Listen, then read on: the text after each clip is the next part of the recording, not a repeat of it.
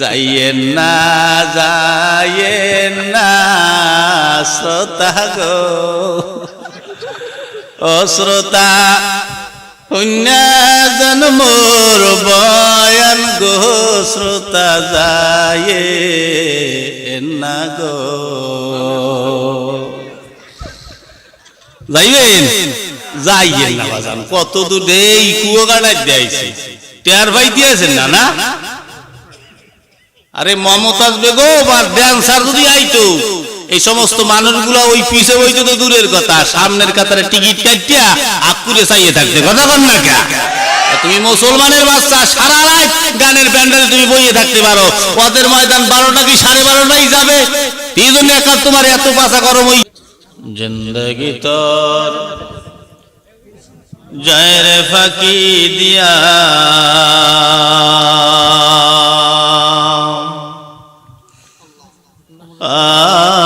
আর সোনার আদম জিন্দগি তোর যায় ফাঁকি দিয়া, জিন্দগি তোর যায় রে ফাঁকি দিয়া, সোনার যুবক জিন্দগি তোর যায় ফাঁকি দিয়া। ও আদম রে পাক ধরিয়া গেছে দাড়ি, দন্ত আছে গোটা চারি, আজরাইল সামান জারি গিয়াছে করিয়া রে সোনার আদম জিন্দগি তোর যায় ফাঁকি দিয়া, জিন্দগি তোর যায় রে ফাঁকি দিয়া, সোনার যুবক জিন্দগি তোর যায় ফাঁকি দিয়া। ও আদম রে কামিনী রই কোলেতে, কাল ঘুমেতে রইলি তুই, সারা নিশি কাটাইলি তুই ঘুমাইয়া ঘুমাইয়া রে সোনার আদম জিন্দগি তোর যায় ফাঁকি দিয়া, জিন্দগি তোর যায় রে ফাঁকি দিয়া, সোনার আদম জিন্দগি তোর যায় ফাঁকি দিয়া। চার রঙের মশলা দিয়া, খেয়াল দিয়া শুনে যে কইরাছে তোর গঠন, চার রঙের মশলা দিয়া, চার রঙের মশলা দিয়া যে কইরাছে তোর গঠন, চার রঙের মশলা দিয়া, চার রঙের মশলা দিয়া। আপনাকে আমাকে বানাইছে কয় মশলা দিয়ে? কি কি জানেন না? হ্যাঁ জানেন। আগুন পানি মাটি বাতাস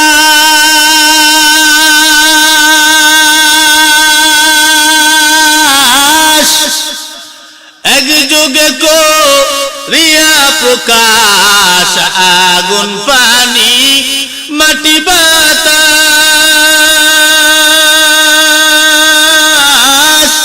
একযোগে করিয়া প্রকাশ, দেখলি না তুই কইরা তালাশ যুবক, ওরে দেখলি না তুই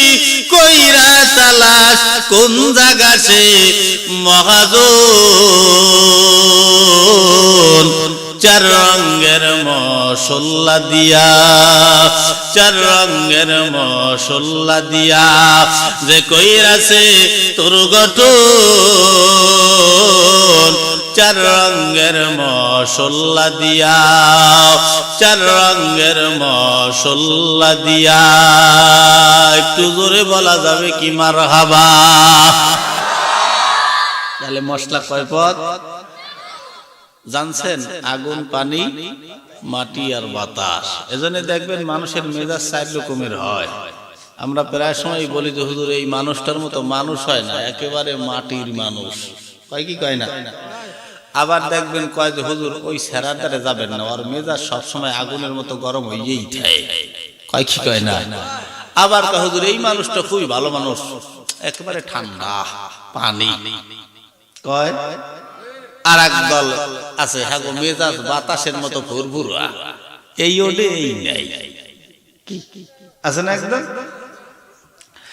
আল্লাহ পাক আপনাকে আমাকে মার গর্ভের থেকে দুনিয়ায় পাঠাবার পরে আল্লাহ কয় বান্দা তুমি চলতে পারতা না, ফিরতে পারতা না, খাইতে পারতা না, তোমার কাপড় তুমি খুলতে পারতা না, পড়তে পারতা না, গোসল করতে পারতা না। বান্দারে আমি তোমার মা দিয়া, খালা দিয়া, ফুপু দিয়া, শাশি দিয়া, বড় ভাই দিয়া, বড় বোন দিয়া আমি আল্লাহ তোমারে লালন পালন করাইলাম। তুমি চলতে পারতা না, তোমারে চলাইয়া দেওয়া হইতো, খাইতে পারতা না, খাওয়াইয়া দেওয়া হইতো, কানে শুনলে কোনো কথা বলতা না, কোনো কথাও বলতে পারতা না।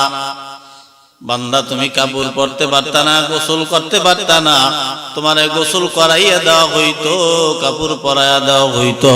আল্লাহ কয় বান্দা যেদিন আসছো ল্যাংটা, আবার এটা হলো আমাদের আসার সময়। আল্লাহ কয় বান্দা আবার যেদিন যাইবা নাকের শ্বাস যেদিন বন্ধ হবে, আল্লাহ বলে ওই দিন নিজের শরীরের পোশাকটাও নিজে হাতে বান্দা খুলতে পারবা না। ঠিক না? খোলা সম্ভব নয়। আল্লাহ কয় বান্দা আপনারা সবাই জানেন মসজিদে একটা 4 পায়া খাট আছে, কথা হয় না চিন্তা মনে হয় নেতে আইবে কয়েকদিন পর, চিন্তা করি না। ওই খাটকে এক ধরনের বিমান বলা হয়। ওই বিমান আমার বাড়ি যাবে আমাকে আনার জন্য। এখানে যারাই আমরা আছি প্রত্যেকের বাড়ি যাবে একবার করে আপনাকে আনার জন্য। শুধু আপনাকে যাবে আনতে, আপনার আপনজনেরা আপনার সাদা কাপড়ের প্যাকেট বানাই ওই বিমানের উপরে উঠাইয়া দেবে। ওই বিমান আপনারে লইয়া যে উড়াল মারবে, জীবনে কোনো দিন আর ওই বিমান আপনারে লইয়া ওই বাড়ি ফিরবে না। ঠিক না? আল্লাহ কয় বান্দা নাকের শ্বাস যদি বন্ধ হয়, ও বান্দা তোমারে গরম পানি দিয়া গোসল করাবে আর একজন, তোমারে কাপড় পরাইয়া দেবে আর একজন, তুমি নিজে পারবা না। কাঠের উপরে আপনজনেরা শোয়াইয়া দিয়া 4 জনে কান্দে লইয়া বাঁশবাগানের দিকে নিয়ে যাবে এমন একটা জায়গায় যেখানে দিনের বেলা তুমি বান্দা যাইতে বড় ভয় পাইতা। ওই জায়গায় নিয়ে যাবে, ওই জায়গায় তোমার কবর করা হলো। ওই কবরের ভিতরে নামাইয়া মাটি চাপা দিয়া যে চলে আসবে, জীবনে কোনো দিন আর কোনো মানুষ তোমার খবর নিবে না। ঠিক না? আপন আপন বইলা যারে বাবস সারাক্ষণ, আসলে যে কেউ নয় তারা, কেউ নয় রে আপন। আপন আপন বইলা যারে বাবস সারাক্ষণ, আসলে যে কেউ নয় তারা, কেউ নয় রে আপন। আজ না হয় কাল বুঝবা একদিন রে,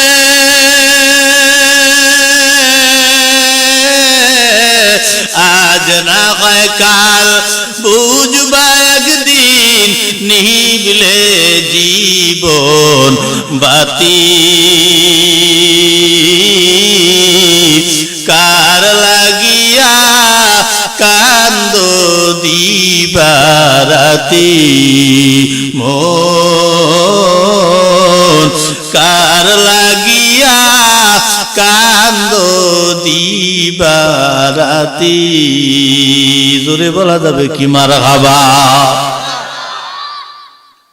মার কাছে যাবা, মা বলবে সন্তান নাই, বাবার কাছে যাবা বলবে কোনো ছেলে নাই, ভাইয়ের কাছে যাবা বলবে কোনো বাপই তো নাই, ভাই কোথা থেকে আসবে, বোনের কাছে যাবা বলবে কোনো ভাই নাই, আপন বউয়ের কাছে যাবা যেই বউ বলবে আমার কোনো স্বামী নাই, সন্তানের কাছে যাবা সন্তান বলবে কোনো বাবা নাই।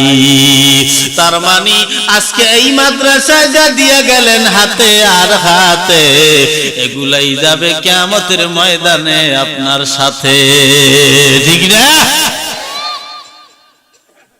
এজন্য আমি যে আয়াত তেলাওয়াত করছি ভালো হইয়া যাও।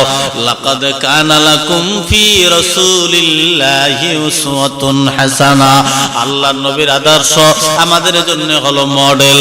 तमाम দুনিয়ায় যত আদর্শ আছে সব আদর্শ জীবনে ঢুকাও, তাহলে বান্দা তোমার ব্যক্তিগত জীবনে শান্তি থাকবে। যদি তোমার পারিবারিক জীবনে নবীর আদর্শ ঢুকাও, তোমার পারিবারিক জীবনে কোনো অশান্তি থাকবে না।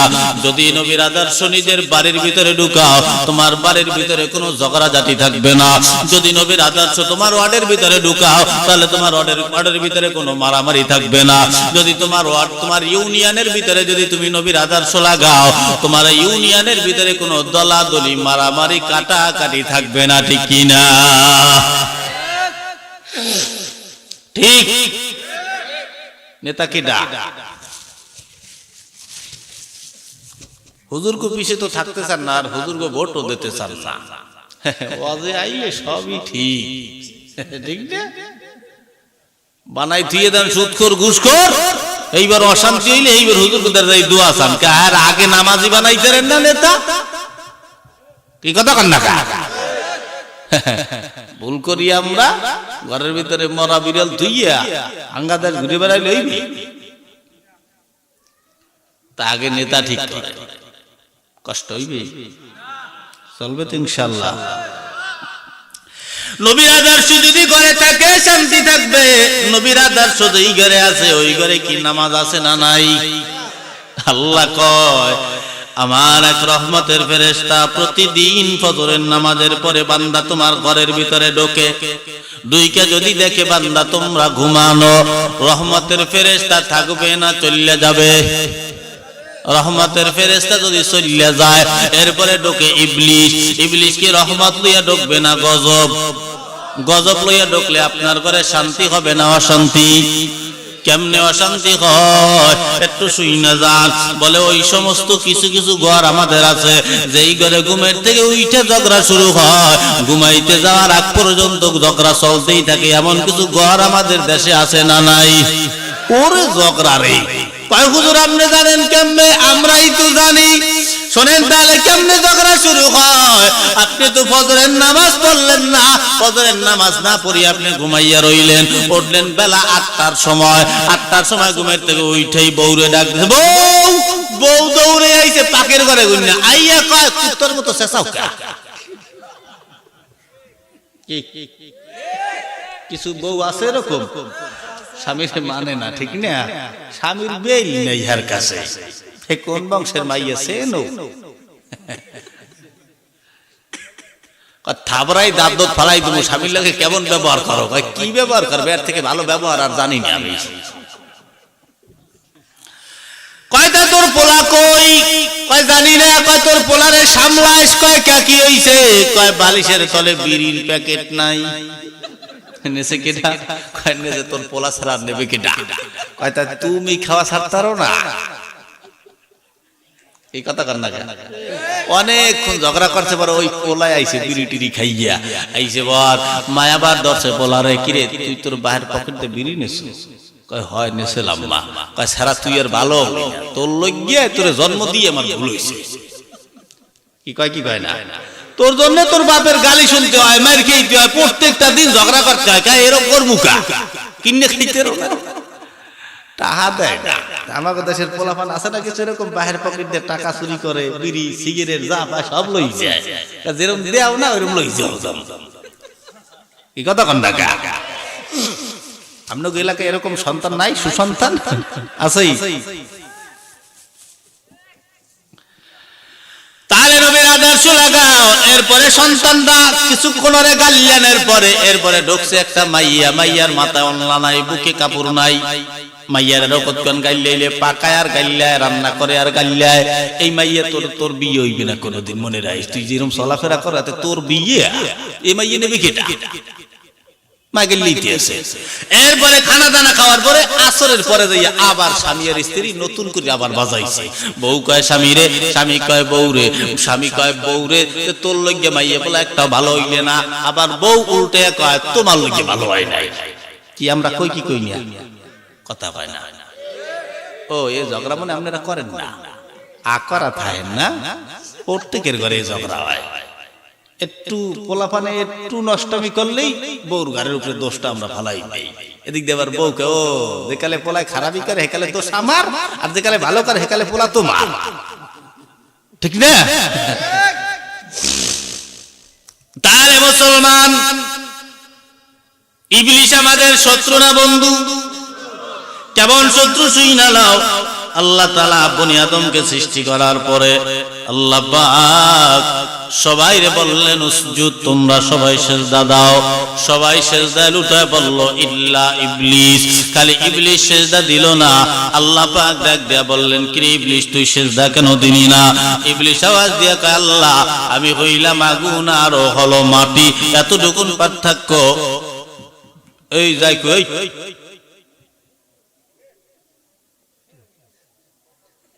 কই যাও, কোন ওটা ওডি হইবে না, ঠিক না? ঠিক কইতে আছেন। যদি কারো ডায়াবেটিস হইয়ে থাকে, যদি জায়গায় মারিয়ে দেয় হ্যাঁ কি করবেন? ঠিক কইয়ে ফেলাইলেন, ধরতে পারে না প্রস্রাব পায়খানা, ধরলে যাই হ্যাঁ ডিলে ডালা থাকতে পারে। তাহলে আল্লাহ ইবলিস কেন সিজদা দিলি না? বলে আমি আগুন আর হলো মাটি। আল্লাহ কয় লানাতুল্লাহি আলাল ইবলিস, আমি আল্লাহ তোরে লানত দিলাম, জান্নাত থেকে বের করে দিলাম, জাহান্নামী বানাইলাম। জীবনে কোনো দিন জান্নাতে ঢুকতে পারবি না। মনে মনে মেজাজ গরম হয়ে গেল। আল্লাহ এই বনি আদমের কারণে আমি জান্নাত থেকে বের হইলাম। মনে মনে টার্গেট করলো বনি আদম কোনটারে জান্নাত থেকে বের করে দিবে, জীবনে কোন বনি আদমকে জান্নাতে ঢুকতে দিবে না।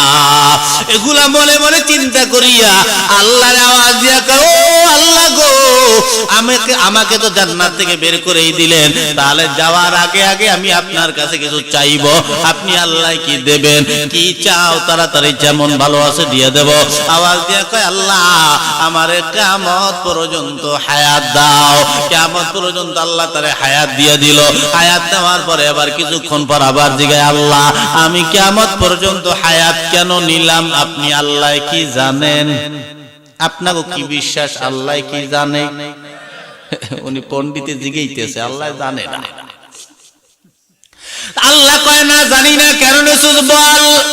কয় আল্লাহ কিয়ামত পর্যন্ত হায়াত দেওয়ার মানে হলো তোমার এই বনি আদমের কারণে যেহেতু আমি জাহান্নামী হইলাম, আমিও তোমার সাথে টার্গেট লাগাইলাম, তোমার একটা বনি আদমকেও আমি জান্নাতে যাইতে দেব না।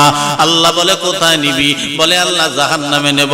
আল্লাহ বলে কেমনে নিবি? বলে আল্লাহ তোমার এই বান্দাকে জাহান্নামে নেওয়ার জন্য আমি সর্বোচ্চ চেষ্টা চালাবো, তাতে যা করতে হয় করব। তোমার এই বান্দাগুলাকে জাহান্নামে নেওয়ার জন্য আমি হাজার হাজার মজার মজার গুনাহ রাস্তাগুলা দিয়ে দিব। তোমার বান্দারা গুনাহ করবে আর জাহান্নামে যাবে। এজন্য দেখবেন দুনিয়া যত গুনার রাস্তা আছে, সমস্ত গুনার রাস্তায় কিন্তু মজা আছে। মজা না? সুদ খাইতে মজা, ঘুষ খাইতে মজা, হ্যাঁ সুদ খেতে মজা না, টাকা বেশি বেশি পাওয়া যায়, ঘুষ তল দিয়ে লওয়া যায়, উপর দিয়েও খাওয়া যায়। এই ঘুষ খেতে মজা, লুচ্ছামি করতে মজা, লম্পটি করতে মজা, পরের মাইয়া গোলাকে প্রেম করতে মজা, নিজের বউ লাগে কথা কইতে ভালো লাগে না, পরের বউ লাগে কথা একবার শুরু হইলে আর বুঝি শেষ হয় না। কি আমরা কোন তো কোন না না কইলে ঠিক করবেন কে? ঠিক দেখি তো কইছেন, ঠিক ঠিক না। বাবির লগে কথা কয়, বাবি সাহেব বাবির লগে কথা কয় কি জায়েজ আছে? কথা কয় না, জায়েজ নাই। এ যুবকরা কথা কয় না, খা আকুরে যাই রিস্কা যুবকরা আজ জায়গাও দি পিছন দিয়া দেখছেন ডরে ঠেলে আজ জায়গাইতে আছে না। ও মোবাইল দেখিয়া ও যে যুবক আছে না বুড়ো হয়ে গেছে, এই আর মনে নাই। ঠিক না? ঠিক এই যুবকরা দেখছেন আজ জায়গায় না, আজ জায়গা না যুবকরা। ও যে যুবক নাকি বুড়ো হয়ে গেছে আল্লাহ জানে। ওই এই ঘরের ভিতরে ঢুকছে সাপ, তা সাপ দেখলে হুজুর মহিলারা কি বইছে এমনি সিল্লি উড়ি আল্লাহ সাপ সাপ সাপ সাপ সিল্লি ওঠে না। তো ওই ঘরের বেডা আছে খাটের উপরে শোয়া, তো ওই মহিলা ওই সাপ দেখি সিল্লি উড়ি আল্লাহ সাপ সাপ সাপ সাপ, ওই বেডায় উঠতে কয় কি একটা বেটা মানুষ ডাক দাও। তা মহিলা কথা তুমি কি? ও কথা আমিও বেটা, তাই দেও একটা লাঠি। মানে উনি সাপ সাপ হইন, উনি বেডা না বেডি উনি হেই ভুলি গেছে। তা যুবকরা মোবাইল দেখি আমি কইতেছি যুবক রাত জাগাও, তা ও বুড়ো হইছে না যুবন আছে হেইও জানে না, ভুলি গেছে। দেখি এইবার একটু রাত জাগাও তো যুবকরা, এইবার বুঝতে পারছে ব্যাপারটা। তোমারে মোবাইলে খাইছে যুবক, তোমারে মোবাইলে খাইছে, ঠিক না? অল্প বয়সের পোলা মাইয়া প্রেমে জড়াইছে জামানা, মোবাইলে খাইছে জামানা, মোবাইলে খাইছে।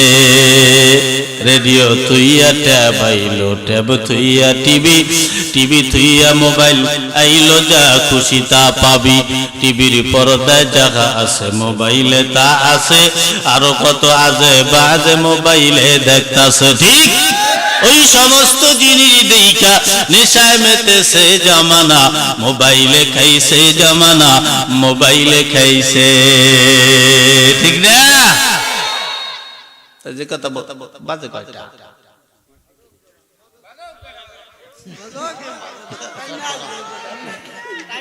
হুজুরে মুরব্বী মানে ঘুমে ধরছে, আরে কষ্ট দিয়ে আমি ওয়াজ করবো, ধ্বংসই যাবে একেবারে। কতক্ষণ চলবে একটু শুনি। এটা কি কলের মেশিন পাইছেন? হুজুর তেল ঢালিয়ে ছাড়িয়ে দিলাম, ভটভট ভটভট চলতেই থাকে। এটা হইলো আদম মেশিন। কি মেশিন? আদম মেশিন। আসেন একটা ঘটনা শুনাই। পয়গম্বর মুসা নবী একবারে এরকম এক মজলিসের ভিতরে বসা, এই বাতির মতো আলোকিত একটা চকচকিয়া টুপি মাথায় দিয়া ইবলিস আইসা মুসা নবীরে সালাম দেয়, আসসালামু আলাইকুম। মুসা কয় কেডা? কয় আমি হুজুর আমি ইবলিস। কয় তুই আমারে সালাম দিলি কে? কয় হুজুর সালাম দিব না কর্ম কি, আল্লাহ আপনারে সম্মান দিছে তাই আমিও আপনারে সম্মান দিলাম। এই মুসা নবী ডাক দেয়া কয় তোর মতন ইবলিসের সম্মান আমি মুসার লাগবে না। ঠিক না? আওয়াজ দিয়ে কয় তোর মাথায় যে একটা টুপি দেখলাম, টুপিটা করলি কি? কয় হুজুর পিছনে ফালাই দিয়েছি। কয় খেয়া? কয় হুজুর ওটা তো আপনার বেলায় কাজে লাগবে না, তাই পিছনে ফালাইয়া দিয়ে আসলাম। বলে তাহলে ওই টুপি দিয়ে তুমি করো কি? কয় হুজুর ওই টুপিটা দিয়া আমি দুনিয়ার ইমানদার মানুষগুলারে ধোঁকা দেই। কাগো ধোঁকা দেয়? ইমানদার। আপনি আর আমি ইমানদার না বেঈমান? ইমানদার। আমাগো ধোঁকা দেয় ইমানদার। আমাগো দেশে কিছু ইমানদার আছে আল্লাহু আকবার কইয়া নামাজে হাত বান্ধিয়া মসজিদের দরজার দিকে চাইছে, কয়জন ঢুকতে আছে গুনতে আছে, 1 2 কেডা কেডা ঢুকতে আছে। কি কথা কন না? ঠিক মতো পড়েন তো নামাজ। আবার এক মুসল্লি, তাই আমি ওই বাসার থেকে নামাজ পাই নাই, তা মাদ্রাসার হুজুররা দাঁড়াই গেছে, হুজুরে আসতে দেরি হইতে আছে, তো হুজুরে দাঁড়াই গেছে। আমি ওই ওযু করে পিছনে আইয়া দাঁড়াবো। এর মধ্যে ওই নামাজ তো সবাই দাঁড়াই গেছে, পিছনে একজন আর মোবাইল বাইলছে, শোনার আর মোবাইল বন্ধ করতে মনে নাই। ওই পাশে আর একজন যে আছে ও নামাজ কালাম সারিয়ে দিয়েছে, মোবাইল নামাজের কালে বন্ধ করেন, সবাই নামাজ পড়তেছে, নামাজ নষ্ট বন্ধ করতে তাড়াতাড়ি। আর আমি এই যে পিছনে খারাইছি, উনি গেছে অতবা বই আমার দেখি, আমি তুই কাণ্ড লিখি জানে তো, ঠিক না? মসজিদে ছোট ছোট বাচ্চারা আইলে দুষ্টামি করে না? হ্যাঁ, এই এক ভদ্রলোক নামাজে খারাইছে, আজমাইন্দে সূরা মিলাইতে আছে, সূরা ফাতিহা সূরাও মিলাইতে আছে, আর ওই পাশে দুইটা ছোট ছোট বাচ্চা দুষ্টামি করতে আছে, আর ও বেটা মনে মনে রাগ হইতে আছে, আর কইতে আছে যে এই শয়তান দুইটা কার, ইহা না এরকম দুষ্টামি হরে কার, আর কোনো জায়গা পায় না। এই কইতে কইতে উনি রুকুর টাইম হয়ে গেছে, রুকুতে যাওয়ার আগে আগে মেজাজটা ফুল গরম হয়ে গেছে, না রুকুতে যাওয়ার আগে ভেটকি না দিয়ে আর পারাই দেন, আমি নামাজ পড়ি তোরা সইরাও না, কথা কইস না, আল্লাহু আকবার কই রুকুতে গেছে, নামাজ হবে? হ্যাঁ, পড়েন নামাজ, এই নামাজ পড়েন কেটে কেটে রাত জাগান, ইয়ে সব আল্লাহর ওলি, হাত না মান বুঝছি। সুনামগঞ্জের মানুষ মাদ্রাসার তলবে এলেম আর মাদ্রাসার হুজুররা বাদে একটা লোক বলেন যে হুজুর 5টা সূরা আমি আপনার সামনে মুখস্থ সহিহ শুদ্ধভাবে বলতে পারবো, 4 রাকাত নামাজ পড়তে 5টা সূরা লাগে, পারবেন? সুনামগঞ্জের মানুষ একটু হইলে হুজুরকে বিরুদ্ধে লাগিয়ে যান, 80 বছর 90 বছর বয়স, আল্লাহ বুঝি নেই, আল্লাহ কবে বিয়ে করছো, কবি হা হলামাই করে 10টা হয়েছে, আল্লাহ ওয়া বানাইছো কেমনে?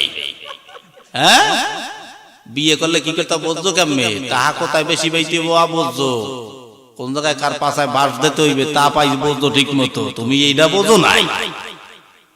আমি না হয় সূরা পারি, বড় বড় সূরা পারবো, হুজুর আমরা কি করব? এই জন্য আল্লাহ তোমাকে জন্য সূরা কাউসার, সূরা কুল হুয়াল্লাহ, সূরা নাস, সূরা ফালাক দিয়ে দেন যেন সংক্ষেপে মুখস্থ করতে পারো, করেন তো না? রে যুবকরা, টাচ মোবাইল দেখো না, মাইগো পিছে গুরগুর গুরগুর করে বেড়াও, মাইগো সেনো সেনো মাইগো, সব মাইয়ারা হইল পুরুষের পকেট ফাঁকা করার মেশিন গান, কথা কম না গা, রাজা আর দিয়া হে টাহা নাও, গিফট দিয়া গিফট, পাগল ছাগল বাবাটা বাইরে হোটেলে বসে খায়, বাইরে টাকা নিয়া মাইয়ের দিয়া এই হুজুর, সরি হুজুর, এই যে আমার পাজরের হাড্ডি দিয়া আমার স্ত্রীকে বানান নিয়েছে না, কথা কানা হুজুর, কথা কান্না কা, পাজরের হাড্ডি দিয়েই তো আমার বউরে বানান নিয়েছে, তুমি যে 10টা মাইয়ের পিছে কুত্তর মতো নাক দিয়ে ঘুরিয়ে বেড়াও, ওই এর মধ্যে কোনটা তোমার পাজরের হাড্ডি তুমি কি জানো? হ্যাঁ, তো এতগুলোর পিছনে তুমি টাকা খুয়াও কে? ওই টাকা না খুয়াইয়ে ও যদি ওই টাকা জমা করে সময়ের কালে কিন্তু ওই টাকা দিয়ে 10 তলা বিল্ডিং বানাইতে পারে, না কইরা হে মাইয়ের নিচে টাকা খুয়াইতে আছে একটা হয় নাই, ওটা গেছে ছুটিয়া, আবার আর একটা, মানে এটা ব্রেক আপ হয়ে গেছে, ব্রেক আপ কয় না, ব্রেক আপ কি নাম বাইরেছে, এগুলো হলো লজ্জা শরম নাই, জৈবনের কারণে বাঁচে না, এবার বিয়ে করে 2-3 বার বউ থাকে না, থাকবে কেমনে? হুজুরের দ্বারা হুজুর তাবিজ দেন, কে এই যুব সমাজ 2টা কারণে ধ্বংস, 1 মোবাইল, 2 নম্বরে বেপরদা নারীর কারণে ধ্বংস হয়ে যাইতেছে, কথা বল না। এই জন্য কই টাকা কাম, ওই টাকা পায় না, গিফট পায় না, বাপ মার লাগে যাই খারাপ ব্যবহার কর, এজন্য টাকা কামাবি, প্রেম টেম বাদ দিয়া সময়ের কালে যে মাইয়া তোরে ছাড়িয়ে চলে গেছে, তুই টাকা কামাবে না, মাল কামা, সময়ের কালে দেখবি ওরকম 1000 সুন্দরী মাইয়া তোর পারদারাই পড়ে থাকবে তোর বিয়ে করার লাগে, কথা বল না। দেও না টাকা পাইয়ে ওই সুন্দর সুন্দর মাইয়েরা, কচি কচি মাইয়েরা বুড়ো বেটাকে হাত ধরে ঘুরিয়ে বেড়ায়, ফেসবুক দিয়ে ঘুরিয়ে বেড়ায়, দেও না, কথা কও না, ঠিক না? এই জন্য আমি গাই, বলবো টাকা পয়সা বেশি যদি করতে পারো কামাই, শ্বশুর শাশুড়ির কাছে ভালো তুমি জামাই, টাকা পয়সা কামাই করে শুধু দিয়ে যাই, শালা শালির কাছে তুমি ভালো দুলাভাই। টাকা পয়সা কামাই করে সামনে দেবে ঢেলে, পিতা মাতার কাছে তুমি খুবই ভালো ছেলে। টাকা পয়সা দেবে শুধু গহনাটা দামি, নিজের বউয়ের কাছে তুমি খুবই ভালো স্বামী। টাকা পয়সা দেবে শুধু হিসাব নিকাশ নাই, ভাই বোনের কাছে তুমি খুবই ভালো ভাই।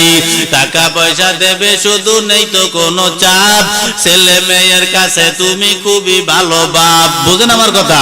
টাকা পয়সা কামাই করে দিবে নতুন জামা, ভাগ্না ভাগ্নির কাছে তুমি খুবই ভালো মামা।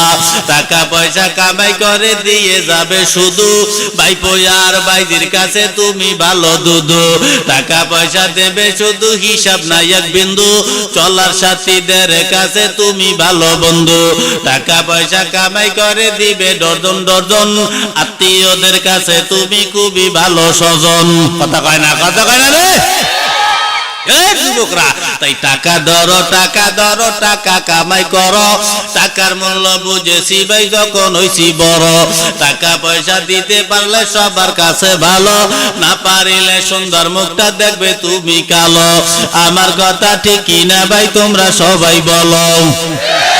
টাকা তুমি জ্বালাইয়া গেলা, সংসারে আগুন নিবাইয়া গেলা না, ঠিক না? ঠিক কয় পারছেন? এখন যুবকরা কও, প্রেম করবা না টাকা কামাবা? কোনটা? এই টাকা কামাইলে মনে করো যে সুন্দরী গেছে ওরকম দ্বিগুণ সুন্দরী হাজারটা পাবে, টাকা থাকবে না, ঘরের বউর ধরো মোড়েও দাম পাবি না, ঠিক না? টাকা কামাও, মন ভালো থাকবে, নামাজ কালাম পড়ো, ভালো লাগবে। ওই প্রেম করে জীবন টসটস করছো না। ইবলিশ করা এগুলো। ইবলিশ বলে আল্লাহ দুনিয়ায় যত মানুষকে জাহান্নামী বানাবার জন্য, ধ্বংস করার জন্য যত হাতিয়ার ব্যবহার করেছি, সব থেকে জাহান্নামী বানাবার জন্য সব থেকে বড় হাতিয়ারের নাম হলো নারী জাত। এটা বুঝতে হইবে, মাথায় রাখতে হইবে। তাই ইবলিশ মুসা নবীর কাছ থেকে যাওয়ার আগে আগে আওয়াজ দিয়া কও, পয়গম্বর মুসা, আমি যাওয়ার আগে তোমার তিনটা উপদেশ দিয়ে যাব, তুমি জানলে তোমার লাভ হবে, লস তোমার হবে না। মুসা বলে যদি লস না হয়, যদি লাভ হয় তাহলে বললেও কোনো অসুবিধা নাই। কি এমন উপদেশ বলো? ইবলিশ যেহেতু উপদেশের কথাগুলো বলতেছে, হেলায় হেলায় কাটাইয়া দিও না, গুরুত্বপূর্ণ বিষয়। এ মুসলমান, ইবলিশ ডাক দিয়া কয়, পয়গম্বর মুসা, তিনটা উপদেশের ভিতরে প্রথম নাম্বার উপদেশ হলো জীবনে কোনদিন রাগ করবা না। কি করবা না? কি বুঝলেন তো? রাগ, রাগ আপনার রাগ আছে না? রাগ আমারও আছে, রাগ আমারও আছে। তা ইবলিশ যেহেতু বলছে, তার মানে এটা কি গুরুত্বপূর্ণ বিষয়। আল্লাহ কয়, বান্দা রেগে গেলা তো হেরে গেলা। নবী বলে, উম্মত রেগে গেলা তো হেরে গেলা। ইবলিশ এসে বলে, আল্লাহর বান্দারা রাইগা যাবা তো হাইরা যাবা। এজন্য রাগ করা যাবে না। বাবা মার সঙ্গে রাগ করিয়া কথা কও। আমাদের দেশের অনেক যুবকেরা আছে, বাপ মার সঙ্গে রাগ করিয়া কথা বলতে বলতে বলতে বলতে বাবারে দইরা মারে, মায়েরে দইরা মারে, আসে না নাই? কার গায়ে হাত দাও জানি না। তাহলে এক লোক মারা যাওয়ার পরে আল্লাহ আওয়াজ দিয়ে কাও, ফেরেশতারা এই বান্দার আমলনামায় কি আছে একটু বলো, কি দিয়ে জান্নাত দেওয়া যায়?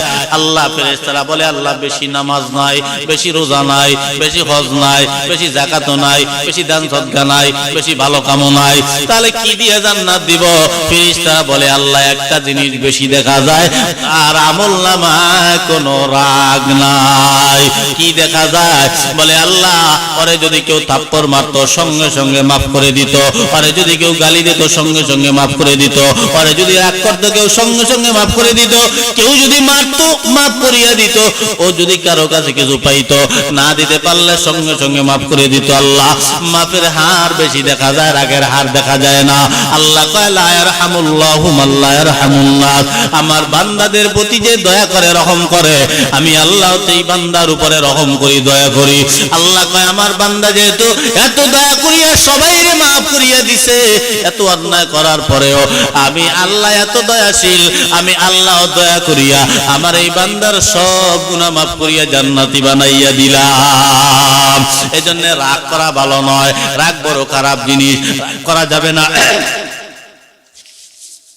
বাপ মার সঙ্গে রাগ করা যাবে না, ভাইয়ের সঙ্গে রাগ করা যাবে না, বোনের সঙ্গে রাগ করে কথা বলা যাবে না, ওস্তাদের সঙ্গে রাগ করে কথা বলা যাবে না, এলাকার বয় মুরব্বির সঙ্গে রাগ করিয়ে কথা বলা যাবে না, এলাকার বড় ভাই যারা তাদের সঙ্গে রাগ করে কথা বলা যাবে না, এলাকার নেতা কুরা যারা তাদের সঙ্গে রাগ করে কথা বলা যাবে না। সুন্দর সাবলীল ভাষায় কথা বলতে হবে। ওরে ভালোবাসে কথা বললে মানুষের মন জয় করা যায়, মাইরা মাইরা জয় করা যায় না। তাই যুবক ভাই, বাপ মার সঙ্গে খারাপ ব্যবহার কোনোদিন করিও না। এই জন্য রাগ বড় মারাত্মক একটা খারাপ জিনিস, বউয়ের সঙ্গে তো রাগ করাই যাবে না। আমাদের দেশে অনেক যুবকরা আছে বউয়ের সঙ্গে যখন রাগ করে ইবলিস ডাক দিয়া কয় মুসা, একজন মানুষ যখন রাগান্বিত হয়, ছোট বাচ্চা যেমন ফুটবল নিয়ে খেলাধুলা করে, একটা মানুষ যখন রাগান্বিত হয় আমিও সেই মানুষটাকে নিয়ে তেমন খেলাধুলা করি। বউয়ের সঙ্গে বিশেষ করিয়া বউয়ের সঙ্গে আমরা রাগ করব না। বউয়ের সঙ্গে রাগ করলে শয়তান বেশি করিয়া আক্রমণ করিয়া ধরে, আক্রমণ করিয়া ধরার ফলে ওই বউয়ের সঙ্গে রাগ করিয়া ঝগড়া করতে করতে করতে করতে ওই যুবক এক পর্যায়ে বউরে 3 তালাক দিয়া ফালায়, তোরে তালাক দিয়ে দাও, তুই 3 তালাক, তুই 8 তালাক 22 তালাক, তো 14 গোষ্ঠী হুদ্দা তালাক দিয়ে দিলাম, যা যা। কি কয় কি কয় না? এতে কি বউ আছে?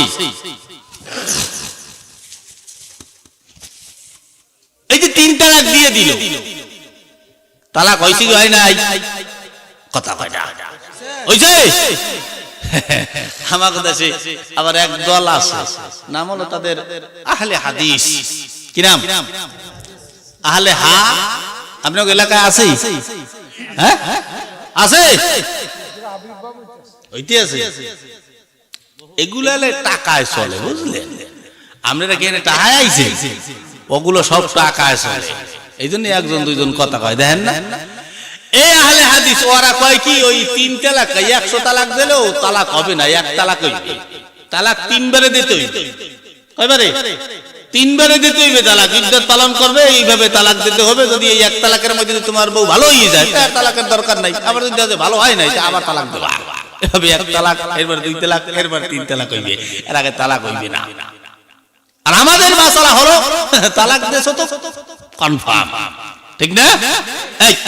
আমি হুজুরের কাছ থেকে 300 টাকা নিয়েছি, মাসালা বুঝছেন? বুঝেন আমার কথা? আমি এই হুজুরের কাছ থেকে 300 টাকা নিয়েছি। কত কত? 300 টাকা। আমি হুজুরকে বললাম, হুজুর এই 300 টাকা আমি আপনাকে 3 মাসে দেব। এই আগামী সামনের মাস কি মাস? জানুয়ারি।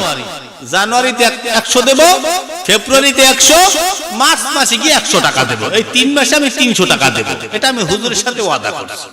এখন আমার টাকা হয়ে যাওয়াতে আমি হুজুরকে জানুয়ারি মাসে তাকে 300 টাকা আমি দিয়ে দিছি।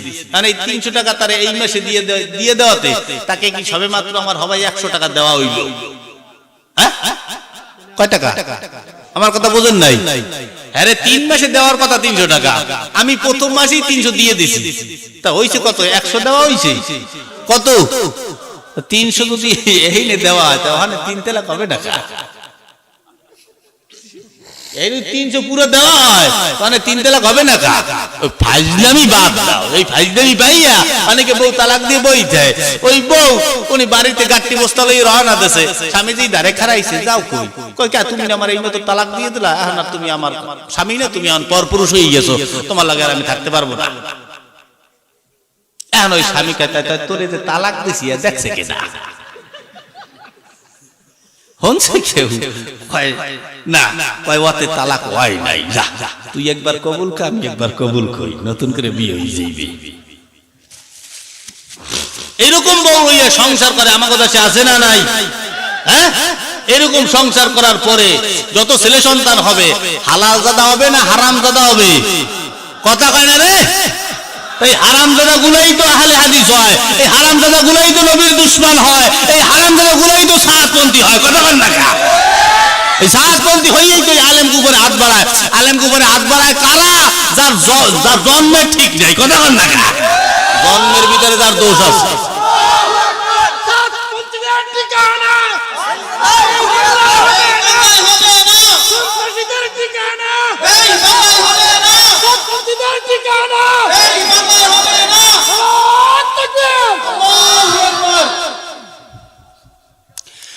হুজুর গো পিড়েই মারিয়ে ফেলে।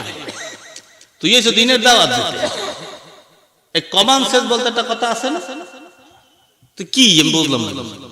ও করে আওয়ামী লীগ, বিএমপি মারিয়ে ফেলায়, হুজুর মারিয়ে ফেলায়। কারে মারো, কারে মারো? কমন সেন্স নাই। ইসকন চৌধুরী, এই ইসকন নাকি? ইসকন, ইসকন না ফিসকন? ইসকন আমাদের জাতি ভাই বাংলাদেশ বই যে আমাকে মুসলমান মারিয়ে ফেলায়, আর আমরা কথা কইতে পারি না। আমরা কথা কই, আওয়ামী লীগ লোক আবার অন্যান্য দলের লোক আর আই আবার বাধা দেয়। কে তুই কোন কসুর নেতা হইছো? মাথার ভিতরে একটু বুদ্ধি নাই? তোমার বাইরে বাইরে বাড়াইতেছে বাংলাদেশে ওই অন্য ধর্মের মানুষ, আর এখানে আমি প্রতিবাদ করতে পারবো না, কথা বলতে পারবো না। তোমার মতন ভাই আমার দরকার নাই। কথা বল না কা? তোর মতন ভাই দিয়ে করবো কি? হে ভারতের ভয় পায় কারে? আপনারা কি ভারতের ভয় পান? হ্যাঁ, কে আহেনি ঢুকি আপনাকে মারবে? ওর বাহের সাহস আছে বাংলাদেশের দিকে চোখ রাঙাই দেখাইবে। তামাম দুনিয়ায় সারা পৃথিবীতে হিন্দু রাষ্ট্র কয়টা? কথা হইতে না, একটা কয়টা? আর একটা থাকতে পারে। তাই একটা হিন্দু রাষ্ট্র আর সারা পৃথিবীতে মুসলমান দেশ হইলো কয়টা? 57টা না জানি 60টা হইলো মুসলমান দেশ। ওই ভারত থেকে বাংলাদেশের মুসলমানের দিকে তাকাইবে চোখ রাঙাইয়া, আর তামাম দুনিয়ার এই 57টা মুসলিম রাষ্ট্র ওরা কি বই বই আঙ্গুল চুইবে? হ্যাঁ, মুসলমানের জন্য মায়া নাই? আমাকে বাংলাদেশের দিকে চোখ রাঙাই তাকাইলে সারা পৃথিবীর মুসলমানেরা ওরকম মোদির চোখ খুঁজতে উড়াই দেবে। কথা কন না কা? বাংলাদেশ লইয়ে যাবা তুমি, এত সোজা। আবার পাইছো আর বাংলাদেশ লই যাবা নে আয়। এখন ওদিকে যশোর সাতক্ষীরা বলে লইয়ে যায়, এখন আও না কা? আমরা কা? বাংলাদেশের মানুষ চেনো না। বাংলাদেশের মানুষ যেমন কি যেন নাম, কি কি চেহারা, ওরে আল্লাহ, দরজাল কোথাকার, যেগুলো আকাম কম করবে, অন্যায় করবে, খোদার কসম ওগুলার চেহারায় আল্লাহর নুরানি বরকত থাকে না, কোনো বরকত থাকে না। আমি দেখছি যারা গুনাহ কইরা বেড়ায়, টাকার পিছনে দৌড়ায়, এগুলা টাকার কাছে দুনিয়ার সব দুর্বল, সব মানুষ দুর্বল। কয়দিন পেইবা টাকা? এখন তোর কোন বাহে টাকা দেবে? জেলখানা নিয়ে যদি গরম ডিম দেয়, হ্যাঁ কেউ দেখতে? এই যে হুজুর দেয়, এই যে হুজুর কো দোষ আছে, নবীরে গালি দেয়। একজন নবীরে, নবীর যদি গালি দেয়, নবীর দুশমন, তার বিচার কি? মান সাব্বা নাবিয়ান ফাকতুলু, তার বিচার কি? তারে ডাইরেক্ট কতল করো। কি হুজুর, হ্যাঁ কতল করছেন কোনদিন? খালি কোন স্টেজে নামবে আপনাকে বড় হুজুর, হাজার হাজার জনতা আপনারা নামবে কোন কি নবী তুমি জীবন দেবা কেডা কেডা নাম তাড়াতাড়ি কি এই বক্তব্য দেয়। ঢাকার শহরে হাজার হাজার তাওহীদি জনতা হয়, এরা নামবে বক্তব্য দেয় নবীর জন্য কারা কারা জীবন দেবো, মাঠে নামো, কোমরে গামছা বাঁধে নামছে, পুলিশে গুলি করে কয়েকটারে মারছে, আর বাকিগুলো রক্তাক্তই বাড়িতে ফিরে গেছে। এই জীবন দেওয়া। গালি দিয়েছে মাত্র একজন, আরে নবীর দুশমনে একটা, আমার নবীরে গালি দিল কা? ওরে মাইরে তারপরে বাড়িতে ফিরতে হবে। কথা বল না কা? এইবার থেকে আর নবীর দুশমনের জন্য জান দেওয়ার জন্য ময়দানে কেউ নামতে পারবো না। এবার থেকে ময়দানে নামতে হবে নবীর পক্ষ হইয়াছে। এই নবীর দুশমন নবীর গালি দিয়েছে, ওই নবীর দুশমনের জান নেওয়ার জন্য কারা মাঠে ময়দানে নামতে রাজি আছো? নারায়ে তাকবীর।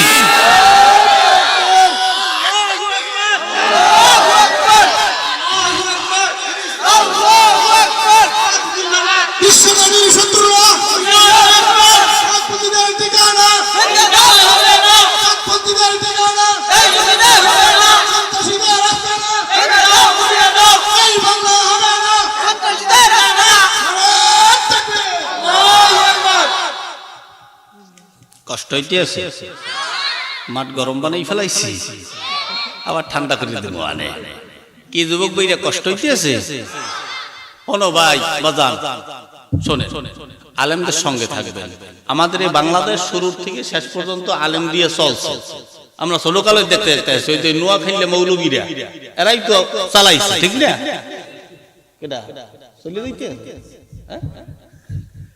হুজুর জানতা, ঠিক আছে, সমস্যা নেই। আমরা এখানে আপনারা চলে যাবেন? আরে বাজে কয়টা টাইম ওই বই থাকি, কিন্তু আমিও চলে যাই। 12টা বাড়াই গেছে, আর আগাবো না, আর আগাবো না। আসেন আমি একটু অল্প একটু আগাই।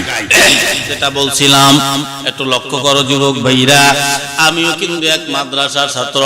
এই যে মাদ্রাসায় আপনারা টাকা পয়সা দান করছেন, এই দান করাতে আপনারা ঠকছেন না জেছেন? কেমন যেটা যাচ্ছেন আমি একটু বুঝাই দিয়া যাই। এই মাদ্রাসায় আপনারা যারা দান করছেন, আমি যে বছর দাওরা পরীক্ষা দেই ও বছর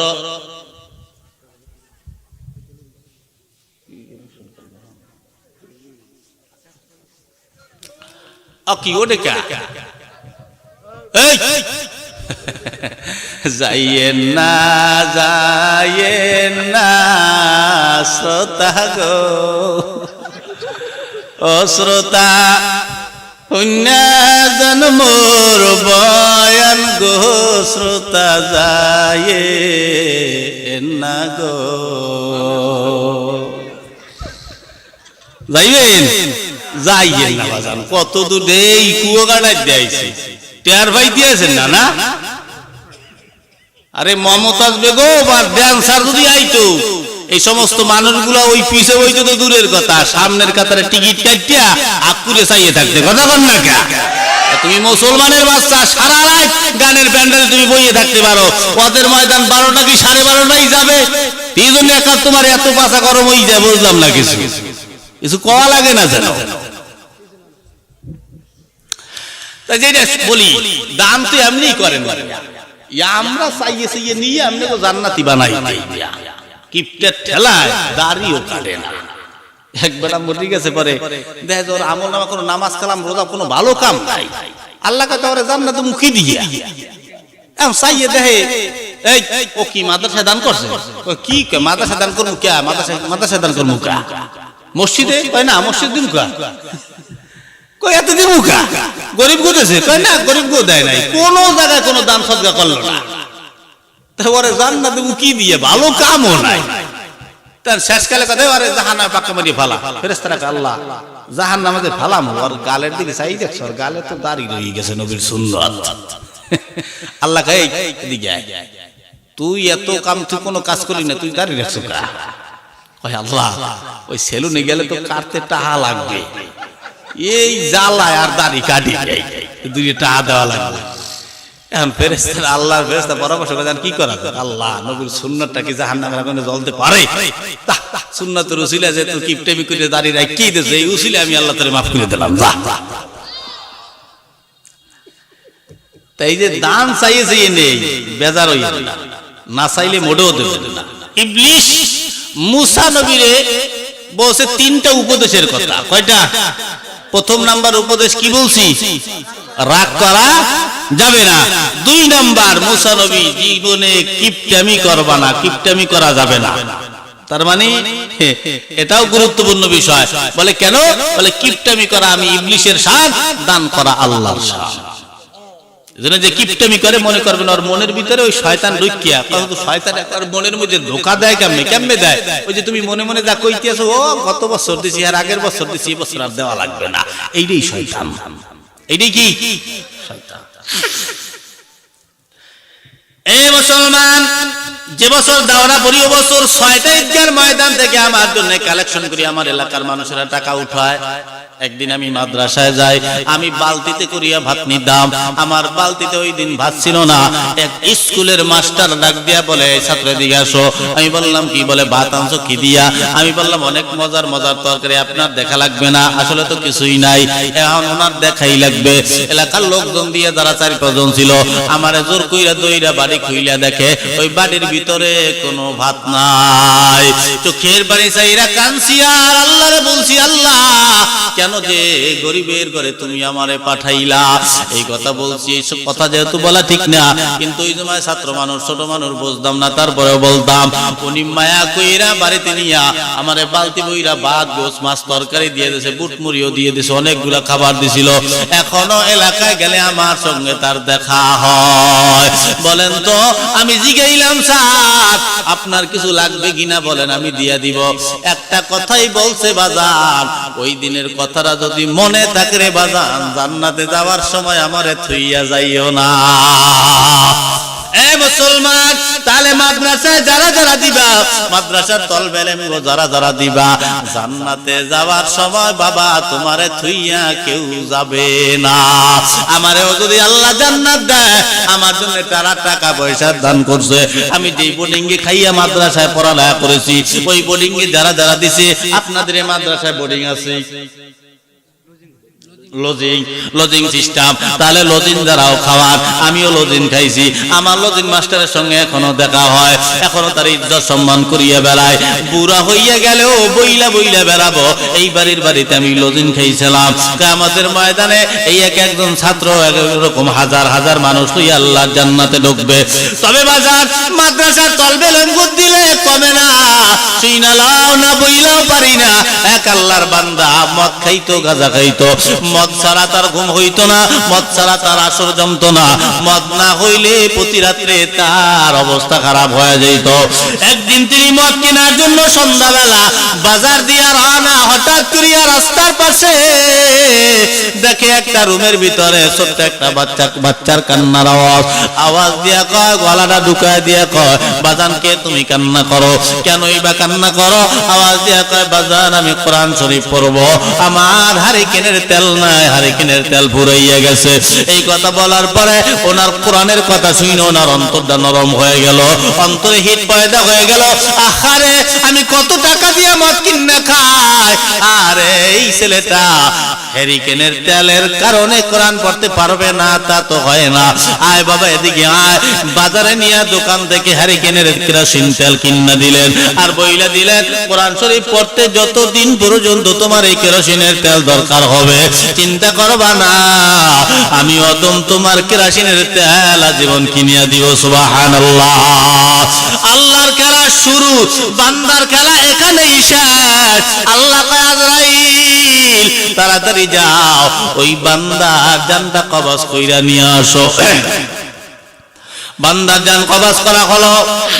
এদিক দিয়া পরদিন সকালবেলা জানাজার নামাজ হবে। এলাকার কোন মানুষ এই বান্দার জানাজার নামাজ পড়ে না, কারণ সবাই জানে ইনি একটা মদখোর, গাঁজাখোর, এই জন্য ওনার জানাজার নামাজ কেউ পড়তেছে না। এবার কি করা যায়? সবাই মিলে তারা লাশটারে জঙ্গলের ভিতরে ফালাইয়া দিয়ে আসছে। রাত্রিবেলা ওই এলাকার বড় হুজুর, যিনি তারে আল্লাহ পাক স্বপ্ন যুগে দেখায়, এরে বান্দা, ওই জঙ্গলের ভিতরে আমার এক বন্ধুর লাশ পইরা রইছে, লাশটারে আইনা গোসল দিয়া ভালো একটা জায়গায় দাফন দিয়া দাও। এই কথা বলার পর আল্লাহর বান্দা এলাকার লোকজন লইয়া জঙ্গলে গেলেন আল্লাহর বন্ধুরে আনার জন্য। গিয়া দেখে যেই মদখোরের লাশ জঙ্গলে ফালাইয়া দিয়া গেছে, ওই মদখোরকেই আল্লাহ তাআলা বন্ধু বলে সম্বোধন করছে। হুজুর আশ্চর্য হয়ে গেল, আমরা জানি মদখোর, আল্লাহ কয় তার বন্ধু। নিয়ে আসলেন এলাকায়, এলাকার সবাইরে দইরা দইরা জিজ্ঞাসা করা হয় যে আপনারা কি কেউ জানেন এই লোকটা জীবনে এমন কোন ভালো কাজ করছে কিনা, যে ভালো কাজের কারণে আল্লাহ তাআলা তারে বন্ধু বলে সম্বোধন করছে? সবাই বলে না, আমরা সবাই জানি তিনি মদখোর। কিন্তু হঠাৎ করিয়া দেখে লাইনের শেষ মাথায় ছোট্ট একটা বাচ্চা কান্নাকাটি করে। ডাক দিয়া কয়, বাজান তুমি এদিকে আসো, তুমি কেন কান্দো? বলে, আমি তো আমার জন্য কান্দি না। কার জন্য? বলে, আমি এই মানুষটার জন্য কান্না করি। বলে, কেন? তুমি কি এই মানুষটা সম্পর্কে কিছু জানো? বলে, অবশ্যই, কেন জানবো না? বলে, গতকালকে আমি কোরআন পড়তে না পারার কারণে এই লোকটা হারিকেনের তেল, কেরোসিন তেল কিনা দিছিল, আর বইলা ছিল যতদিন তোমার এই কোরআন পড়ার জন্য হারিকেনের তেল লাগবে, আমি এই অদম তোমার হারিকেনের তেল কিনা দিব, তোমার চিন্তা করা লাগবে না। এই কথা বলার পরে বাজার আমি কান্না করি, এই লোকটা আমার কথাটা বইলা দুনিয়া থেকে বিদায় হয়ে গেল। আমি কান্দি, এই লোক তো মারা গেল, এখন আমার হারিকেনের কেরোসিন তেল কে ভাইকে কিনিয়া দিবে।